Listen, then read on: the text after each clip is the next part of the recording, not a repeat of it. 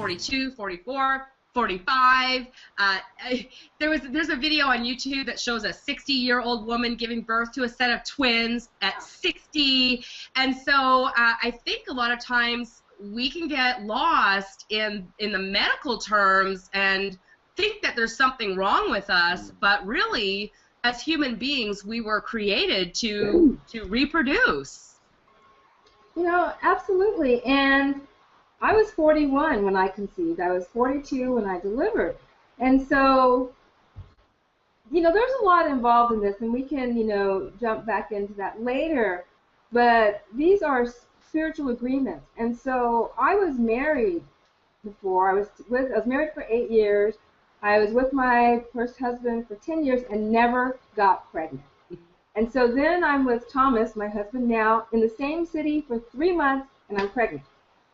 And so what that told me was it was timing. You know, Mecca has probably been around for a while, was waiting to come through, but she was waiting for the right time and for the right environment. And so these are spiritual agreements, they're contracts, and she was waiting for what she needed as a soul to come through, which was the right environment and the right timing. Like I said, we can talk more about that. And so when you start talking about age, when you start talking about hormones and eggs and ovaries and all this stuff, that's great. But if it was only about that, then you wouldn't have so many couples struggling. Because, as you know, a lot of people can get pregnant, but they're having a hard time carrying the baby. And so my conversation that I want to bring to the table is that pregnancy is not all about biology. Pregnancy is a spiritual process. It's a spiritual agreement with this unborn soul to come in. And the proof of that for me is I was 41 with these huge fibroids. Huge fibroids. Shouldn't have been pregnant and shouldn't have been able to deliver my daughter safely, but I did. And I did because she was ready to come through. We worked together to do this as a partnership. And so when women who are 40, 41, 42 start talking about their age, you know, I just say breathe. You know, let's just breathe and let's step out of the biology conversation and let's step into a spiritual conversation, because if there is a baby that wants to come through you, it will come through you. Yeah, for sure, because there's so many videos on YouTube that'll be, you know, I had high FSH, or I had hormone imbalance and this and that, and every time I went to the doctor, it was another bad news story, and then just as they go to do their IVF, or they go to do something, or they just give up on it altogether, when they go to their doctor's appointment, they discover, oh, you're pregnant.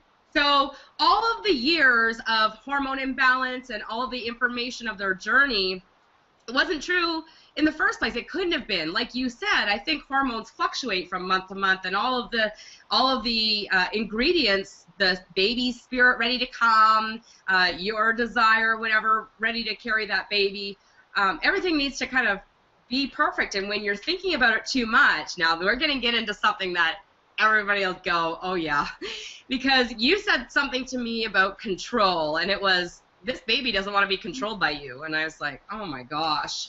Which can go in actually into parenting too, right? Because children, 1-year-olds, 2-year-olds, well, they don't want to be controlled by you either. So it totally makes sense that this little spirit baby is going, I want to come, but not if you're going to control me. Absolutely. And, you know, we have, at least in my generation, I'm older than you are, but, you know, women in our society have grown up wanting to have babies. You know, we have little dolls, we have little strollers, we take care, we're nurturers by just our very nature.